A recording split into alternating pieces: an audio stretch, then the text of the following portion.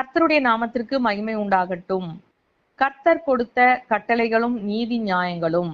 உபாகமம் 15ஆம் அதிகாரம் 11ஆம் வசனம். தேசத்திலே எளியவர்கள் இல்லாதிருப்பதில்லை.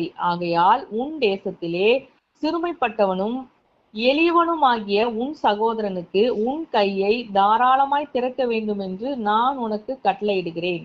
தேவ பிள்ளைகளாகிய நாம் ஏழைகளையும் எளியவர்களையும் ஏற்றுக்கொண்டு அவர்களை ஆசீர்வதிக்க வேண்டும். அவர்களை அற்பமாய் எண்ணாமல் அவர்களுக்கான நன்மைகளை நாம் தர முன்வர வேண்டும்.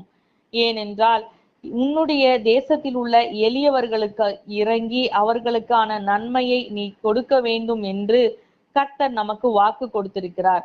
இன்று நாம் பெற்றிருக்கிற ஆசீர்வாதங்களுக்கும் நன்மைகளுக்கும் கர்த்தரே காரணம். அவருடைய கிருபையை நமக்கு பெற்று தந்தது என்ற உணர்வோடு நாமும் பிறரை ஆசீர்வதிக்க ஒரு நாளும் தயக்கம் காட்டக்கூடாது.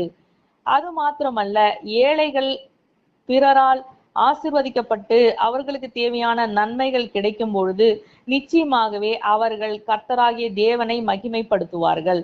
மேலும் பிறரை ஆசீர்வதிக்கதான் நாமும் ஆசீர்வதிக்கப்பட்டு மேன்மை அடைவோம்.